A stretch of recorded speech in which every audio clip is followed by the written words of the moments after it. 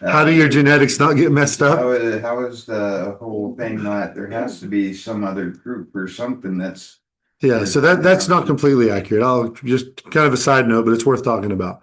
So when Adam and Eve had Cain, he's her firstborn son. And after that, between him and Abel, we have no idea how many daughters they had. Okay. We just know their second-born son is Abel. So we have Cain and Abel and possibly dozens of daughters. We don't know. Then we have Cain and Abel growing to adulthood. And Adam and Eve could have had many sons and daughters between them and by the time they grew in adulthood. People lived to 900 to 1,000 years back then, right?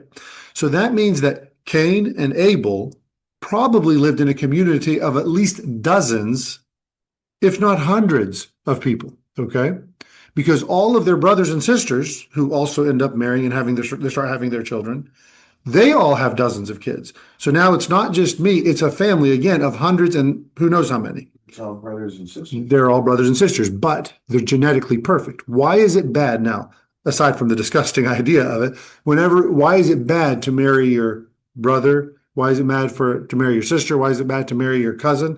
Because within about 3 generations, right, the genetic mutation, so if my dad had a genetic mutation that was going to lead, let's say, to Down syndrome, and if I got that mutation, even though I don't have Down syndrome, and my sister got that mutation and we had a child, that child is possibly going to get both of the genes that make Down syndrome and the kid would get Down syndrome.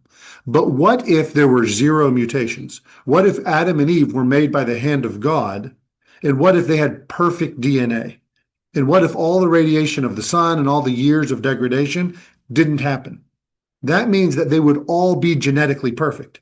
So while the idea is disgusting, there could be no mutations. The whole reason you don't marry your sibling is because you share the same mutations. There were 0 mutations back then.